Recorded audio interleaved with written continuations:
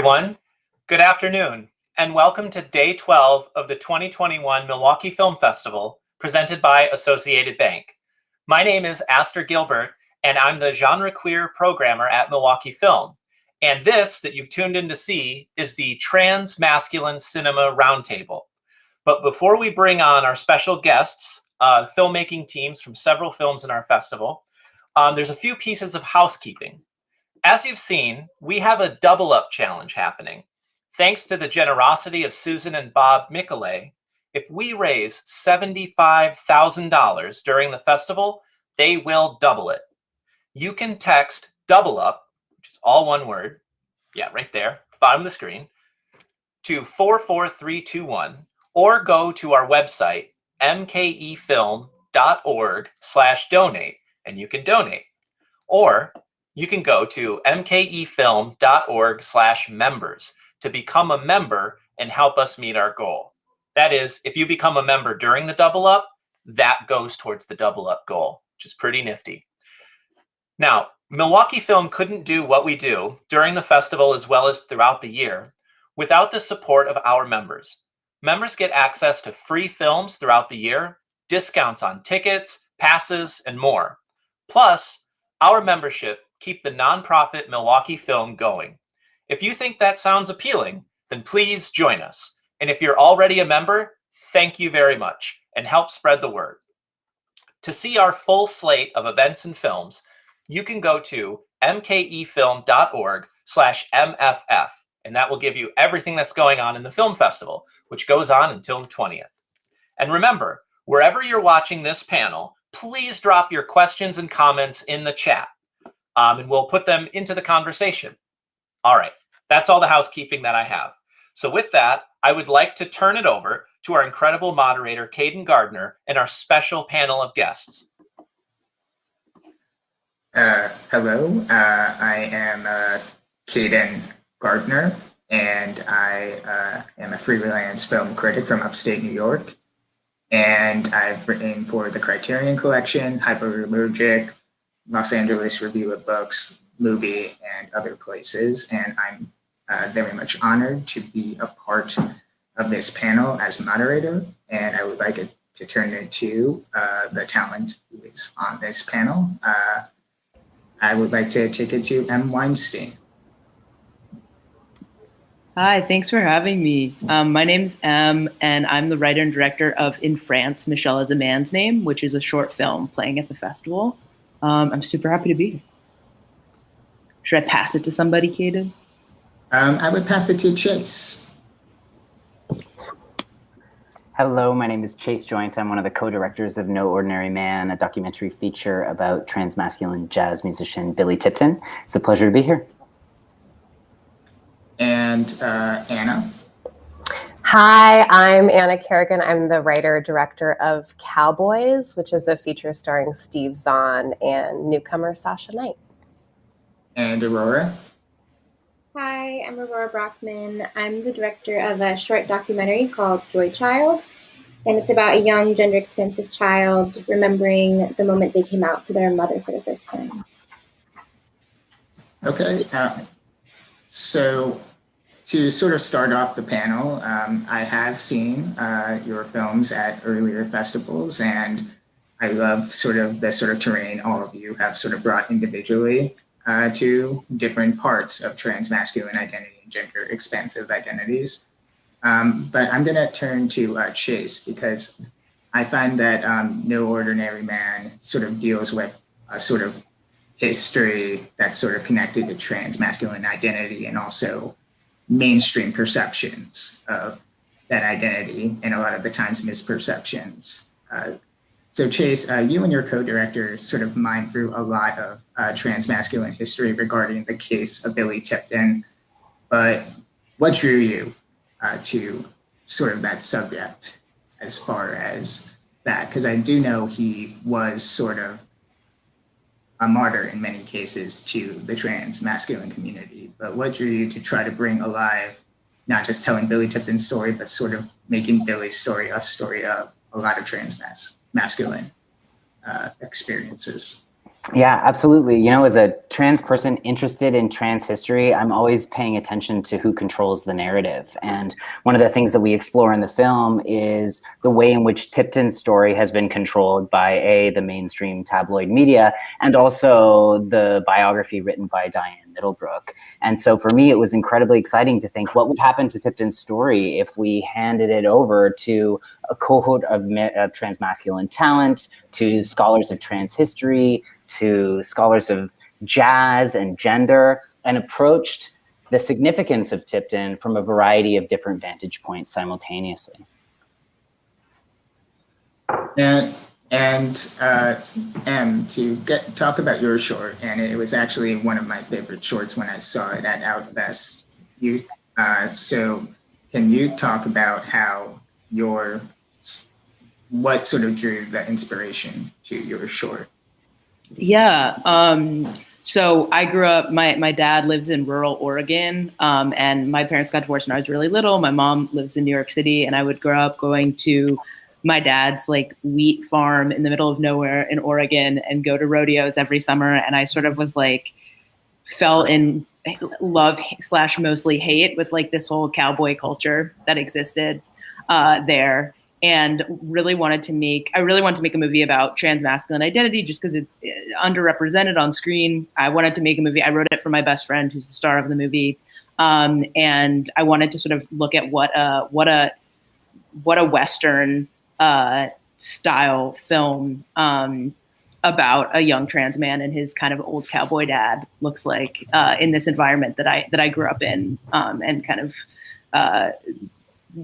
could explore like what masculinity is for both of these men through the lens of the Western, which is like such a fraught genre.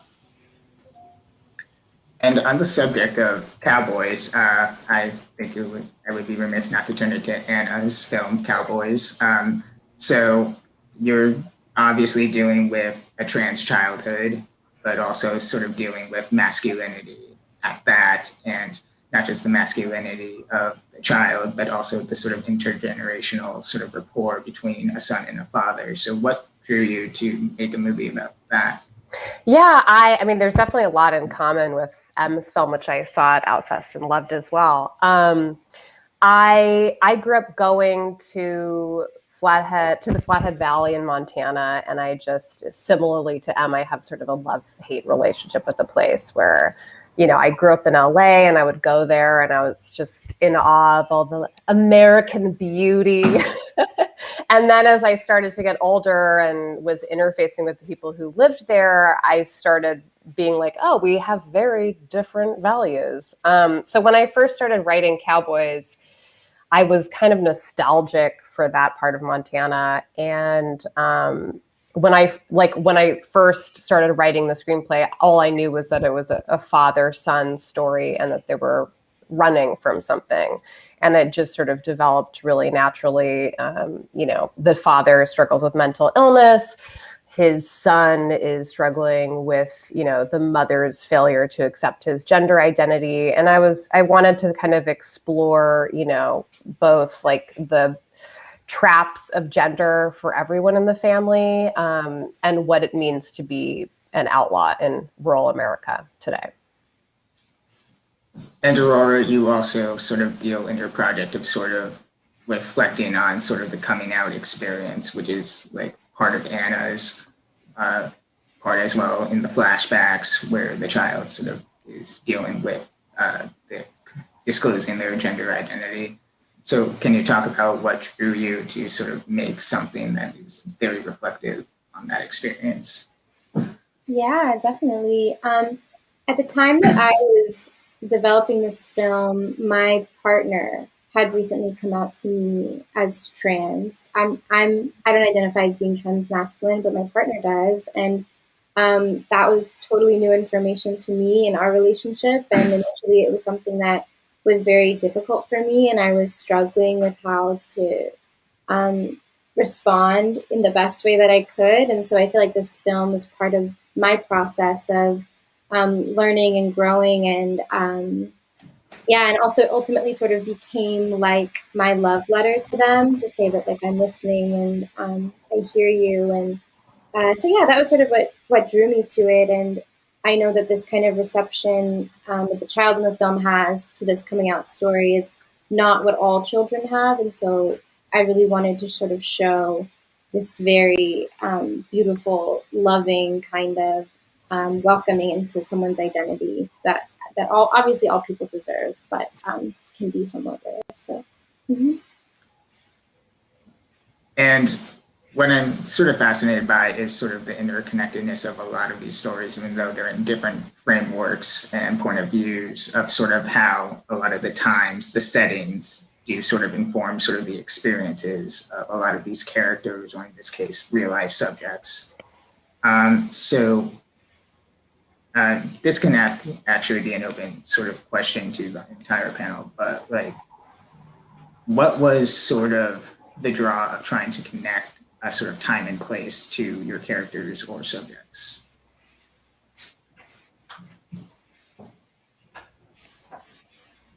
Does anyone want to go first, or or was there kind of, in the case of Chase's work, kind of trying to find the sort of story of Billy Tipton? Because a lot of the time it seems that your film is trying to do a correction of record of sort of where his life sort of took him. So in trying to sort of find Billy Tipton's story and sort of narrative, was there any sort of challenges as far as trying to tie him to not just sort of a jazz scene, but sort of living sort of across America while sort of living, in this case, as a stealth trans man? Yeah, it's interesting. My gut response to your question as you first articulated it was to actually speak to the incredible transmasculine actors who animate Tipton's story, and less about trying to locate Tipton, because I think, you know, one of the things that we gave way to early on in the project of research and development was there's no moving image of Billy Tipton. There's the archives held at Stanford that were donated by Diane Middlebrook, the biographer, and then there's the private archive that's held by Billy Tipton Jr., who also arrives in the film. And so from the start, I started asking different questions, like what happens if this isn't actually a film that tries to recover a particular kind of narrative about Billy Tipton, but actually says, what's at stake when thinking about Billy Tipton in this socio-political climate with transmasculine identified people and trans scholars more broadly? And so from there, we get to have a different kind of conversation about the politics of race and class, about the ways in which music and performance allowed Tipton through public space differently. And so in some ways, the limitations of the archive were the freedom, you know, offered us the freedom to get more creative with the storytelling capacities of Tipton as a central subject, if you want to argue him to be there as such.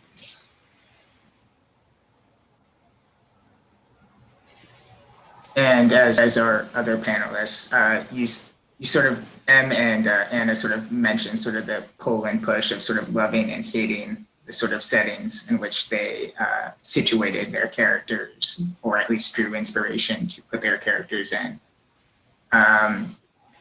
Did you ever feel too bogged down of trying to avoid sort of like, say, common stereotypes as far as, oh, if you drop a trans person into Montana or something like that, it's obviously going to be bad for that person? Or did you want to really strive to find a little more nuance in that case? Yeah, I mean, I was definitely looking to find more nuance. My experience with people that I know in Montana is that it's not monolithic, you know? I mean, especially now there's like a whole post or COVID push of blue coming into the state. But, you know, even people who identify as conservative have surprised me, where they'll, you know, like there were so many people, everywhere we shot, you know, the people who own the property knew what the film was about. And a lot of people who voted for Trump or, you know, had like kind of scary pro-life stickers on their car were, you know, excited about this film about this trans kid. You know, we really only ran into one issue with one restaurant who like freaked out, and you know, it turns out they have like Oath Keeper meetings in their basement, which is terrifying. But anyways, they will remain nameless. I felt like based on my experiences going there before, I had found that there was nuance there. And I think, the character of Troy readily accepts his kid, because he's someone who has experience with feeling like an outsider. And Faith, the deputy who's played by Ann Dowd, also really doesn't care. She just feels like gender identity is beside the point. She just has a kid to find, once they go on the lam. Yeah, I think for me, the location that I wanted to, the whole film was, in its tiny 12 minutes, was trying to be a place of just nuance about what does acceptance really mean? What is masculinity really? The place that I wanted to be super careful was, there's a scene in a strip club, which is the big scene in the movie. And I really it's not necessarily about the strip club. It's about the men performing for each other at the strip club. But I wanted to make sure I was showing that location with both respect and also with a gaze that was really focused on the men, just because that was my interest.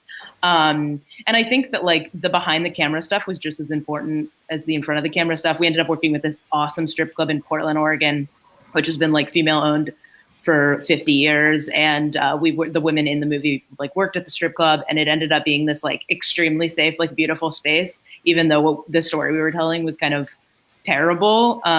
But that was really important to me, because I didn't want to just paint strip club, sex work, scary, bad, because that's not at all the point of the movie. It's really about the male customers and the way that they're interacting with each other, and the way that they're gazing on each other versus the way that they're looking at the women in the space. Any other sort of points anyone wants to make regarding that? Nope. Okay. So as far as talking about sort of trans masculinity on screen, we mentioned, Chase sort of references the fact that Billy Tipton himself has a sort of lack of sort of a moving image of his own image on screen, but trying to sort of come alive with showing trans masculinity in sort of a framework and sort of filming image that unfortunately does lack sort of trans masculine bodies on screen. As far as, again, this is open to everyone to answer. What as far as sort of the pressures to sort of put trans masculinity on screen, did you also actually find any sort of freedom in sort of doing what you wanted, or also still feeling like there is a lot of responsibility in sort of getting it right, because the sort of success rate is low, but also the amount of images that we've actually seen is also low itself?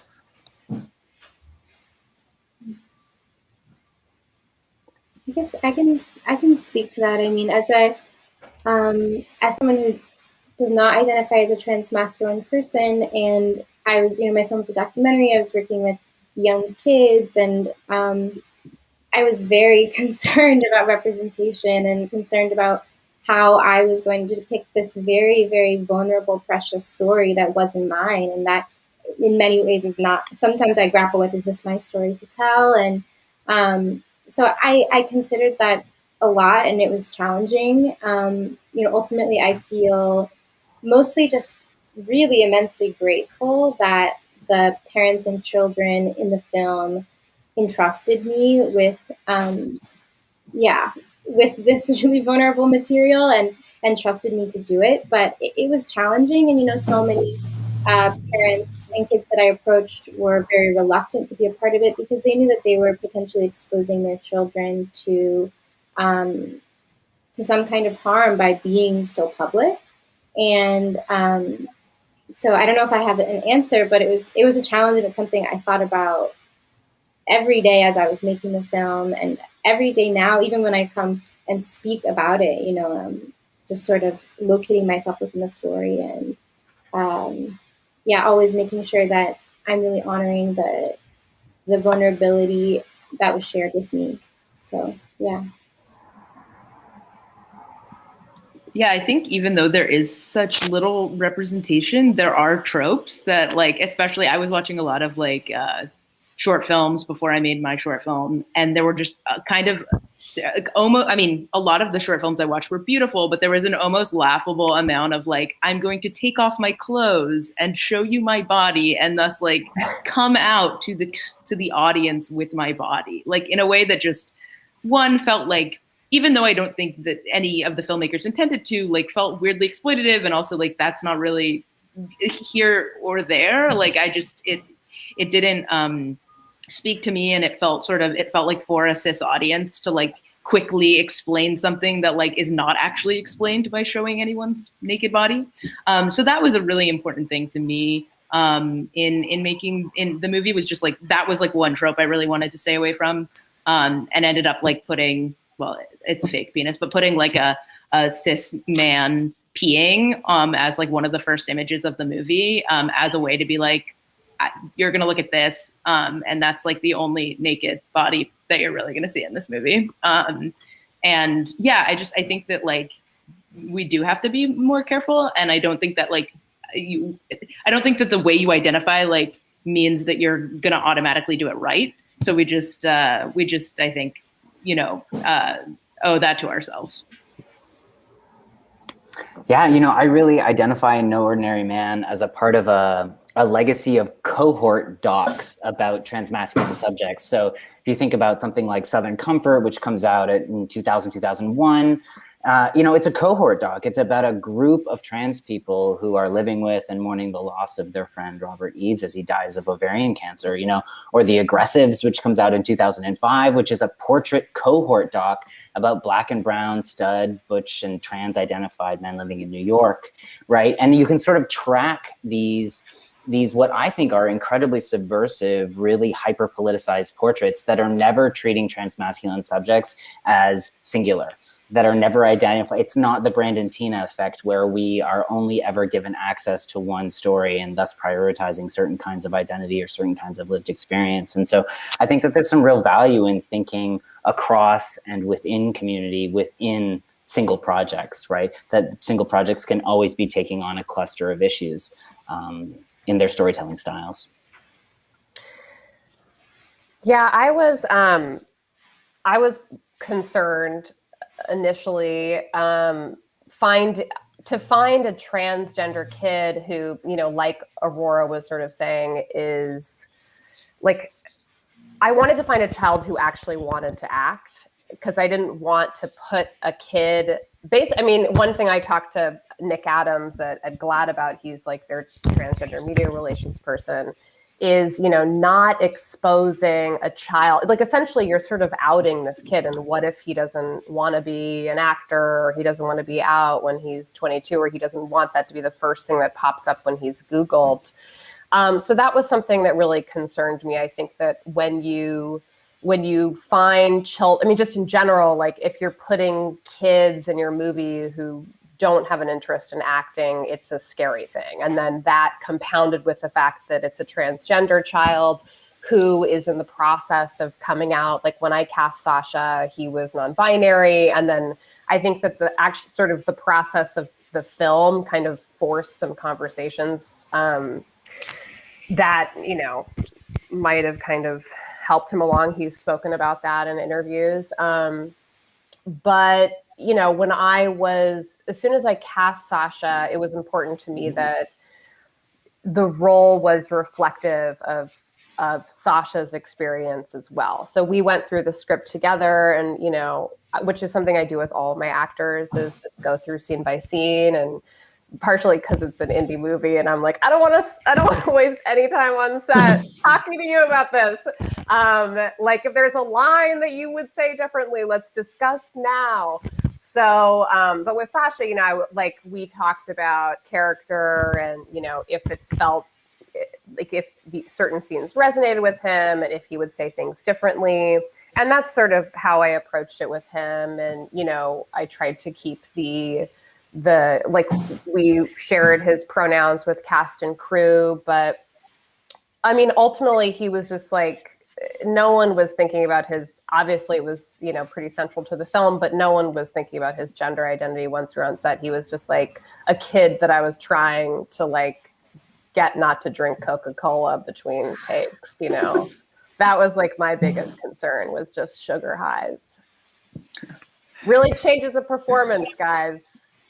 Absolutely. That's all I have to say. So you mentioned sort of collaboration with Sasha, even on sort of the script concerns. No Ordinary Man also is very sort of transparent about sort of the collaboration of the trans talent on screen.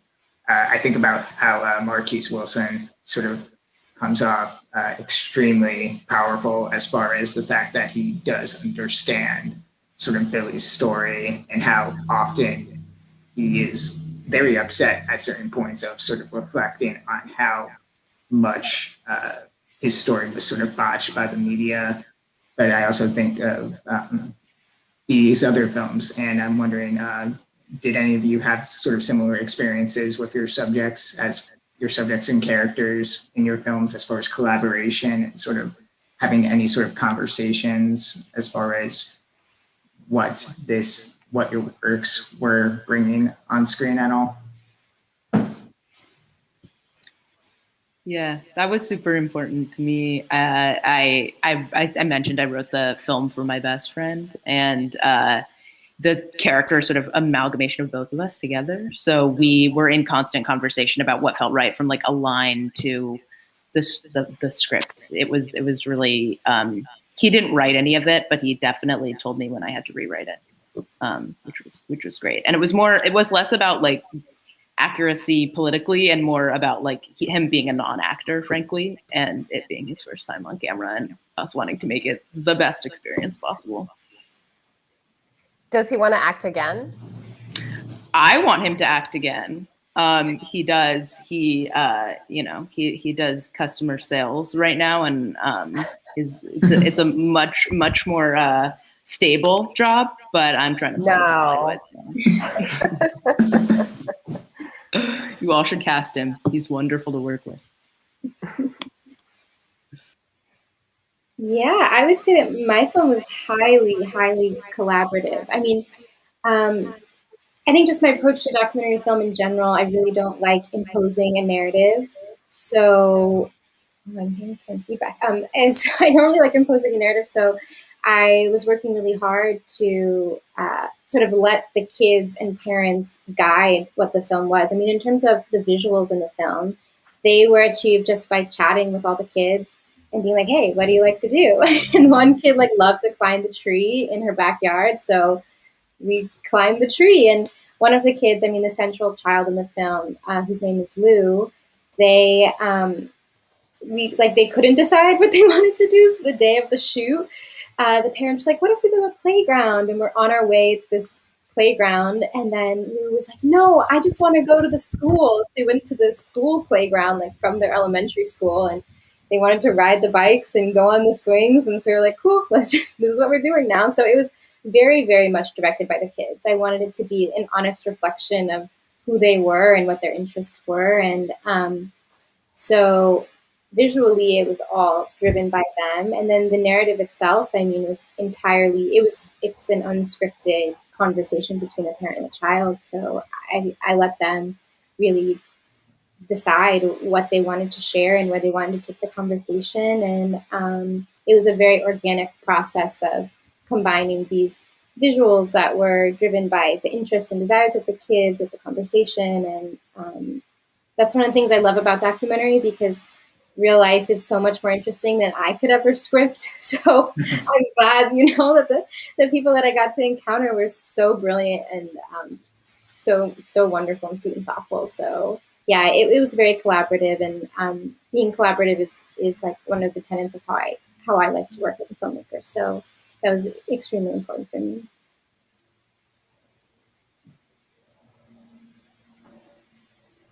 Did you have anything to say on the sort of collaborative aspects to this, or do you feel like you sort of talked about it earlier? I don't believe in equality on panels. I'm so happy to not.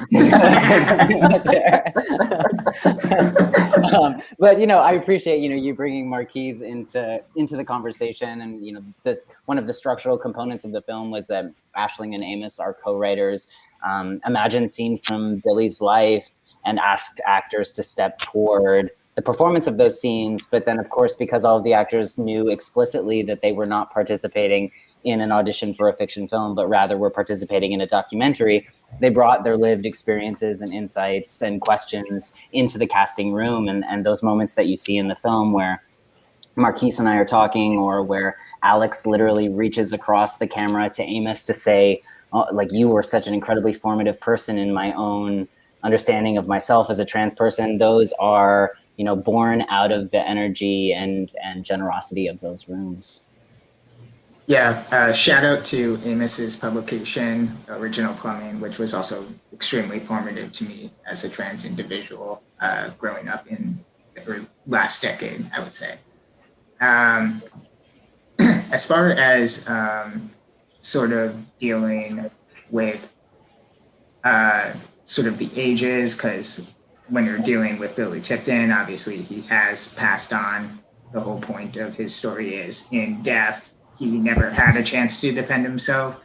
But in the other cases, we're dealing with a lot of young people, especially in these cases, adolescents.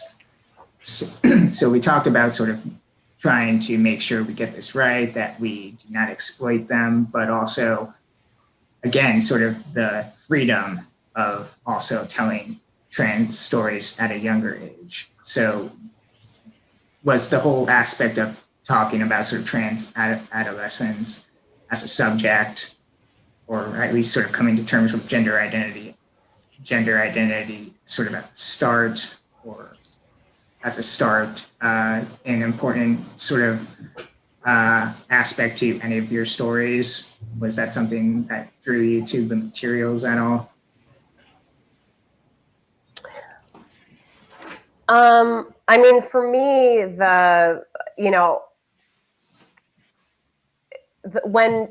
when Joe comes out, it's a catalyst for a lot of stuff in the film, but it's not like a coming out story. And that was something that I think I'm not going to answer your question actually as I plow forward.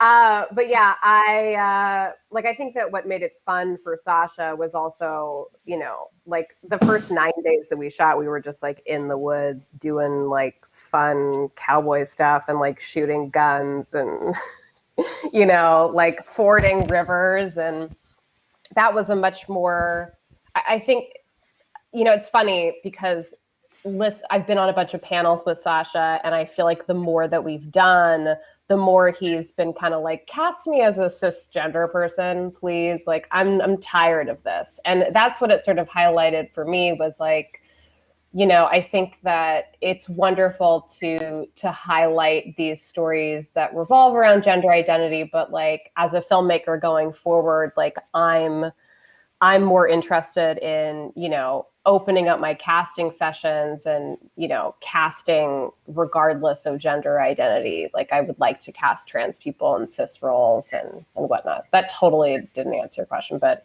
I made a statement. There you go. I'm also open to other statements than the question asked.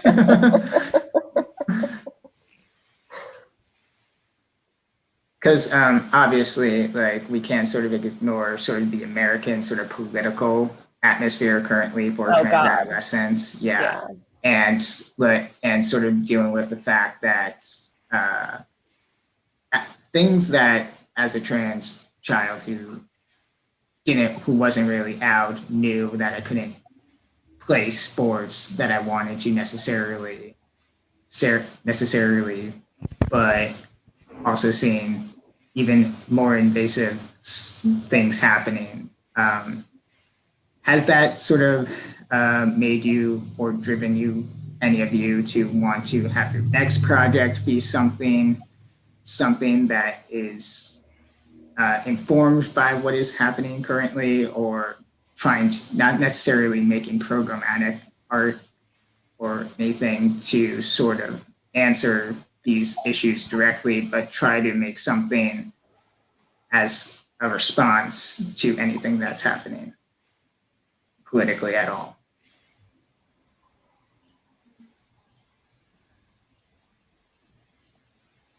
I have an answer to your last question, and I can try and tie it into this one. Sure, go ahead.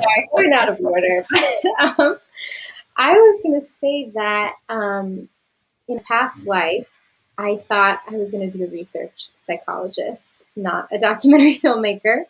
And I used to study parent-child attachment. And in parent-child attachment theory, there's this idea that like a parent is like a safe haven for their child, or like ideally a parent is a safe haven for their child. And if they are the safe haven, then their kid can feel comfortable exploring the world and exploring themselves because they know they always have this safe haven or this like secure foundation to come back to. And so I was definitely very interested in exploring gender identity in my film, but I wasn't initially setting out to make a film about like a coming out story. I was really trying to make a film about a parent-child relationship and how a parent who is like this safe haven provides like a loving place for their child to explore themselves. And in this case, it was the exploration of gender identity, but it could have really been the exploration of anything. So I was sort of I did have the idea of gender identity, but I really wanted it in the context of this sort of idea of a parent as a safe haven.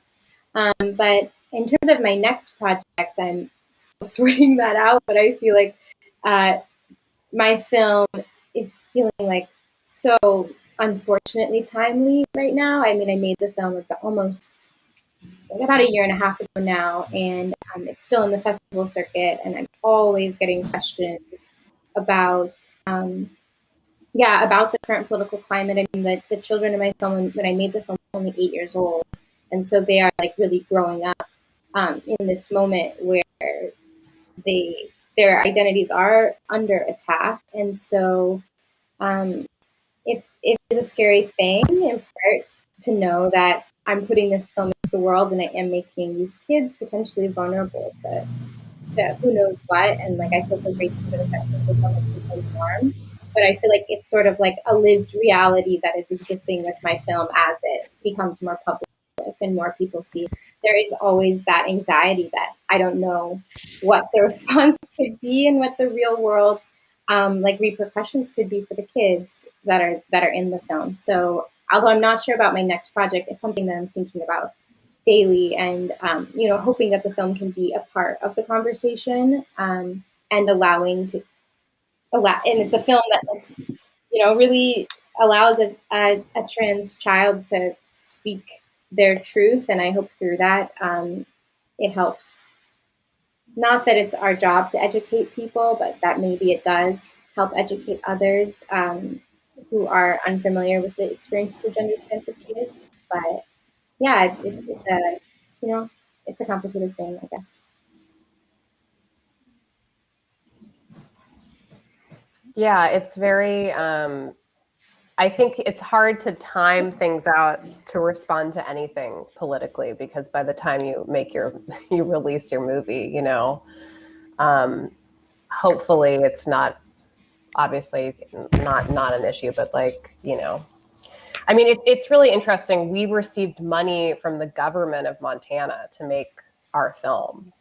And obviously, they have been pushing through some pretty terrible stuff. And there's a lot of targeting of adolescent trans youth there.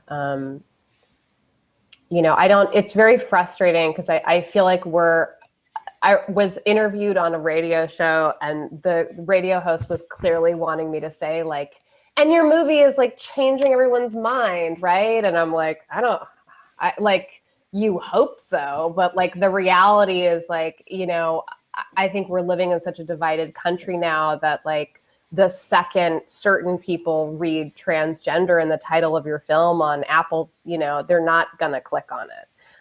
So, I mean, I hope that people are watching Cowboys. I mean, Sasha Knight is like the most like adorable ambassador of trans youth on the planet. But and maybe it's opening people's minds incrementally who are kind of in the middle and just don't know any trans people. But I'm finding it's very frustrating and depressing when I think about can my movie change the world? And I'm leaning towards no right now. But I think that like collectively having more representation and just having more transgender characters in all sorts of roles that don't revolve around their transness is a step forward. I completely agree. I think for me, like I always want to disturb cis people's understanding of gender. And like that's part of my project is, especially in this short film, I was just like, well, what do you think masculinity is and why? Like old man who's cis, who's never thought about it. And I think, you know, for me, like forgive me,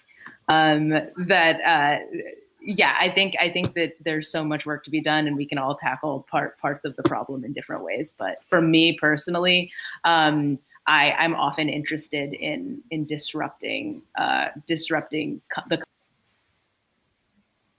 trying to win them over. Okay. So to sort of go off of your ideas of sort of disrupting the sort of common perceptions of trans masculinity, or sometimes I wonder if certain cis people even have perceptions of trans masculinity. What I think of that Tori Peters novel, Detransition Baby, where there is sort of a comment that when one of the characters is outed as being trans, they assume it's because he's trans masculine and not that he previously detransitioned, and how it's sort of called out is like, oh, no one can actually call out what trans masculinity looks like out in the wild. And I just wanted to sort of see if anyone has also shares a sort of idea of what I'm saying, of sort of wanting to disrupt or wanting to at least challenge the notions, or at least maybe perhaps introduce ideas that are a lot more complicated of what trans masculinity involves. Does the dog have ideas? She has a lot. She's often mistaken for a boy. Come here. She's a femme butch. Come here. She's having health issues. Sorry. I am passing right now for someone else.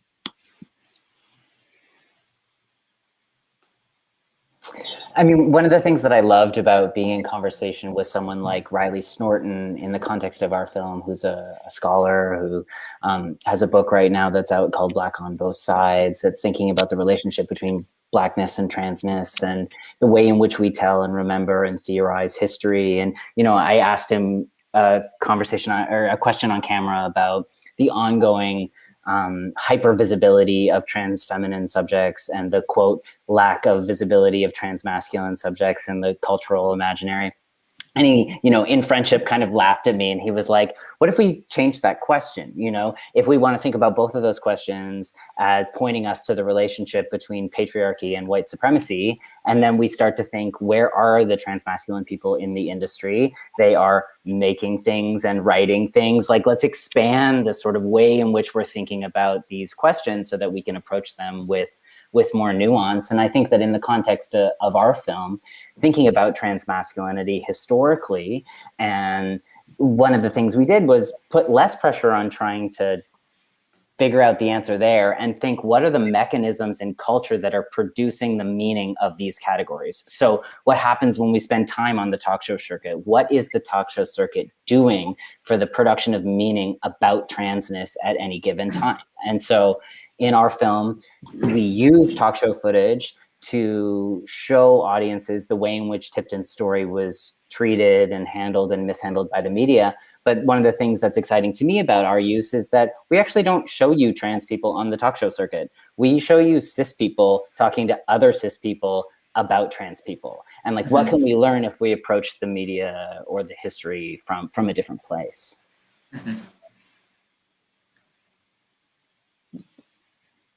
Yeah, I sort of found that sort of issue of the fact that people are sort of hypothesizing what this guy's whole deal was without any sort of presence. I actually do know a trans elder who actually dealt with trying to get trans people on the talk show circuit, but there were times in which she couldn't, in her good conscience, put people out there. And it's sort of the sort of issues that many of you on the panel have already brought up of like, could we exploit, you don't want to exploit these actors, and you want to make sure that as actors, as subjects, that they are not exploited. And in this case, these are just regular trans people who are being considered for the talks circuit, but obviously, like she told me there were in more cases in which she said no than yes in those cases, because she knew exactly what those shows wanted to do and discussing.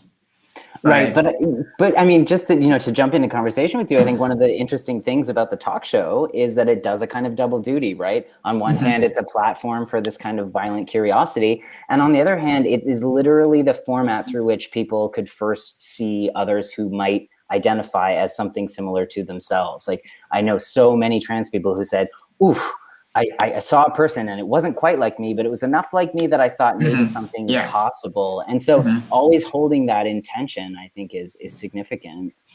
Yeah. Yeah. And as far as looking at sort of the impact, have you people sort of been given any sort of feedback that isn't not just sort of a black and white positive or negative, but was there sort of a response that sort of either caught you off guard or actually sort of made you even look at your own work in post-production in a different way at all, as far as what story you were doing or what you wanted to say? Was there any sort of response, be it trans audience member or cisgender audience member, that you're still sort of processing, or you actually kind of found fascinating as far as how they took in your work? I mean, I think that the tragedy of COVID is I'm barely interfacing with audience members. Like I get messages on Instagram, and, I've gotten a few from, transgender people who thank me for making the film and, for representing a story that they related to. I mean, the most bummery feedback is like, I was in, and this isn't really feedback, I'm just like, you watched the whole movie and you're saying this? It's like, I just had a general meeting with like a dude in his 50s, and he was like, that little girl that you got to play that role. And I was like, oh my God. And it's like, you want a job from this person. And I was like, he's a little boy. Like, did you watch the movie? And that's what's insane to me, is you can watch an entire movie and it's still like, you're still like, oh, well, he has long hair, so it's a little girl now in my mind. So just to say that it's, I think it's really, I'm sorry, I'm like a negative Nancy over here, but like, I think it's really hard to shift people's perceptions. And I think that what I've seen a lot of, especially with cisgender men of a certain age, is that they're just really resistant and they're kind of lazy. And not to say that's everyone, but the people who I've had the hardest time, like, getting to accept and use the correct pronouns for Sasha are these Hollywood dudes that, are still kind of controlling things.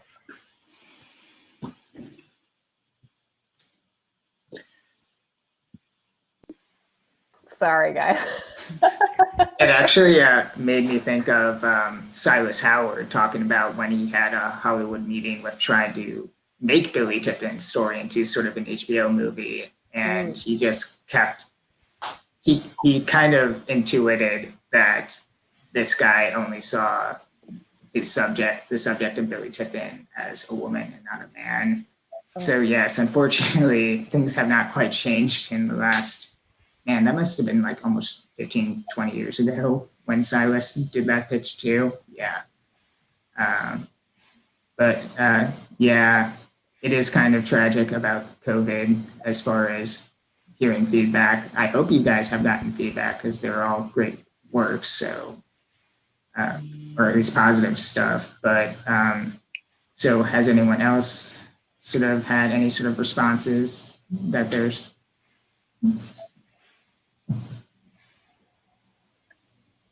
I've had a lot of responses from like dads, which were kind of the audience I was going for, talking about like how hard it is to be a dad. And they're like, oh, he was trying so hard and he messed up. And it's so hard to be a dad, isn't it? And I was like, it is hard to be a dad. And that is definitely like a part of the movie. Like, and I sort of appreciated that because I think that was part of what I wanted to come across. And I'm like, hopefully you learned a little bit how to be a better dad, but also like, I hope I also acknowledge that it's hard to be a dad. And that was sort of a kind of tender and surprising reaction I had from a lot of like 60-year-old men who I was very much like kind of afraid to hear their feedback on the film, but it kind of touched me. I'm going to connect my comment to dads. So, and Anna, I want to flag too that did you watch the film? I think could be our new like collective t-shirt when trying to move trans content around the mainstream. We can share stories more later. But, you know, my answer to your question, Caden, actually happens within the context of the film itself. You know, we invited Jameson Green to come over to Billy Tipton Jr.'s house to say hello. And for those who might not know, Jameson Green is an incredibly influential transmasculine activist, artist, writer. And he walked through the doors of Billy Tipton Jr.'s house and modeled a kind of generosity and openness to someone who was literally encountering his father's story through a new lens for the first time. And it was an extraordinary experience to be in the living room and to listen, as Jameson was saying, you know, no one is as alone as they might think they are. And that, you know, in the world where you were encountering your father through the lens of a kind of spectatorial violence of the talk show, we were printing his picture in F2M magazines that we were photocopying and distributing at the very same time to the people who needed to know that he was a person who lived most. And it's something that I definitely keep with me long after the film was over. Yeah. And I really love the moment of Jameson quoting the late great activist Lou Sullivan, because within that moment, you sort of have 3 generations of trans people who lived completely different lives from each other, getting connected in that moment. I thought that was a very beautiful moment. And as far as getting these films sort of seen and in festivals, has there been any sort of issues as far as making sure it reaches, say, trans people or any sort of LGBTQIA umbrella or any sort of gender? Has there been any issues of sort of broadening your audience, even within the festival circuit at all, or has it been actually a sort of great experience to sort of see the sort of reaches these works have?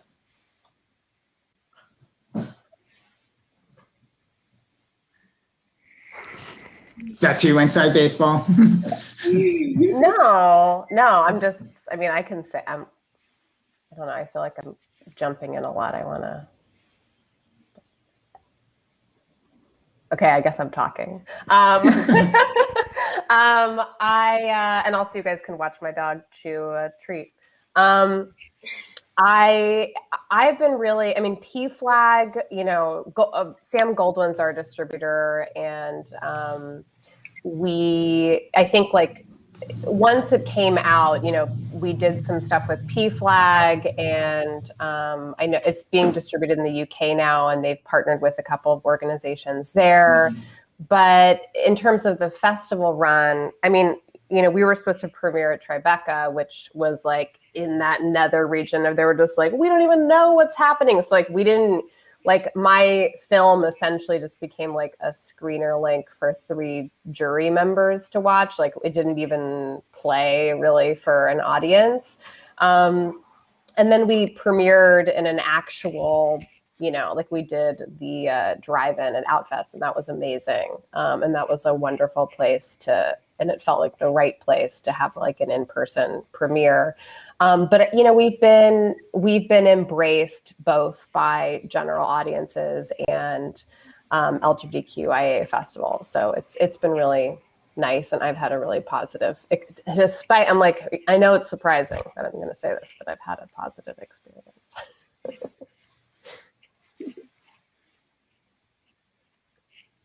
Yeah, I'll say I've had both a positive experience and a disappointing experience.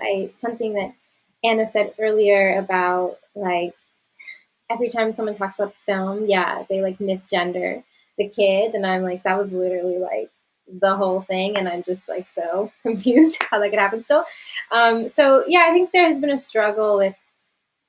I think that the film's had amazing reach, and it's been so wonderful, even in like the digital world that we're in, to receive feedback both from like queer and trans people and just from people in general, and parents who have been really moved by the film, but then definitely finding it frustrating still sometimes that it's just not, somehow the central message is being confused. Like I'm working with a publicist who I hope is not watching this, and when she's trying to publicize the film, she misgendered the kid. She just called it in this LGBTQ film. I was like, it's more than just an LGBTQ film. Like, please don't just like try and pigeonhole my film into this thing that I know is tragically going to really limit the audience, because I think that the story is so much more than just about a trans child. I think it's about like parenting and childhood and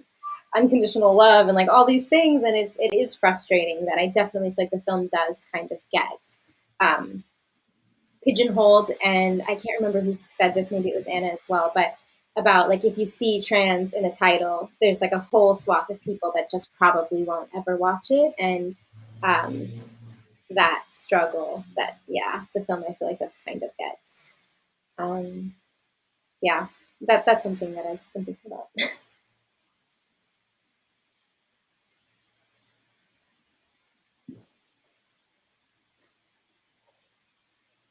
Does anybody have any sort of other sort of thoughts as far as trans masculinity, like as far, well, not on trans masculinity in general. I think it's great, but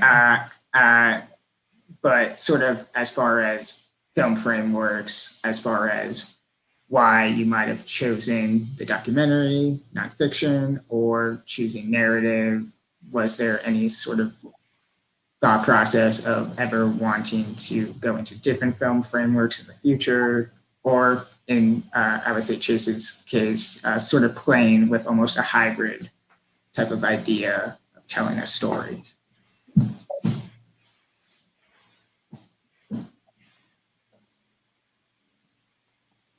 Yeah, I mean, I have a very promiscuous relationship to genre. I just don't particularly care about those boundaries. And, what's interesting for me is that I feel like I strategically ride the line between doc and narrative in a variety of different ways. And where it becomes complicated is when you're trying to program or sell. I get a lot of, but is it true? But where is that line? And how can you show us where that line is? And, at another time, I can tell you some of my favorite responses, but it's an interesting question.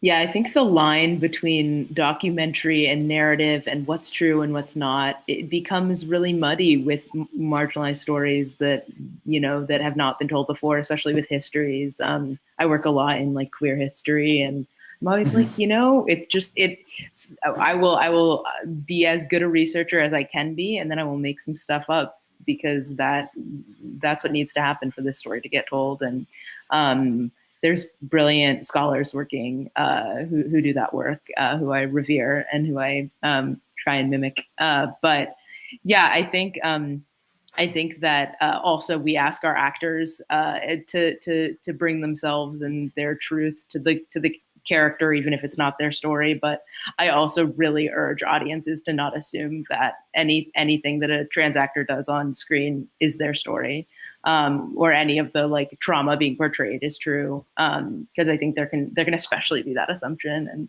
and that's not placed on cis or straight or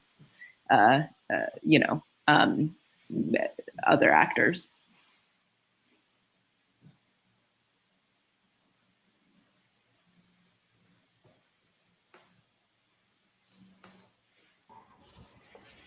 I think that docs seem terrifying, so I commend anyone who has made them. I tried to make one once, and I realized that my friend that I was making about was kind of a jerk. And in order for it to be interesting, I would sort of have to ruin our friendship. And then after that, I was like, I don't know, dabbling in real people's lives, I think you have to be so delicate. And I don't think I've got the guts for it, guys. No. So I commend you. But yeah, I mean, in terms of like things being true, sort of piggybacking off of what Em was saying, I've actually been researching the Renaissance, and it's specifically like it's a mother-daughter story set in the Renaissance, and you're looking at it and you're like, well, who wrote these freaking books, and like the further you are in time from something, the less you'll really know anything about what actually happened, and there's so many, unfortunately, the preservers of history have consistently been white cisgendered men. So, unreliable narrative.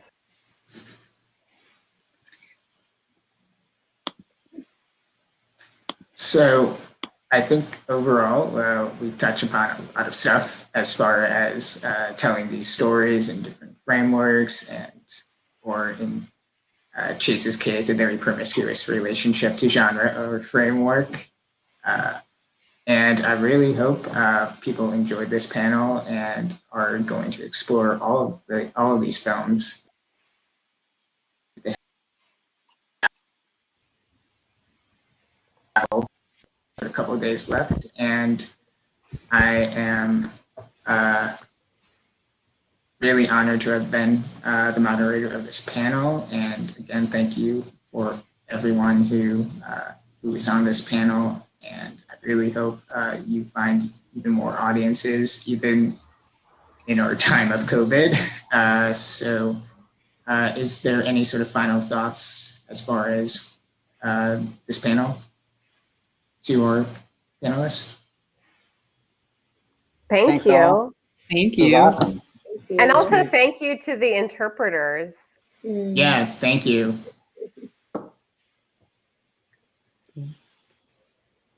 And again, people can go to watch.mkefilm.org through May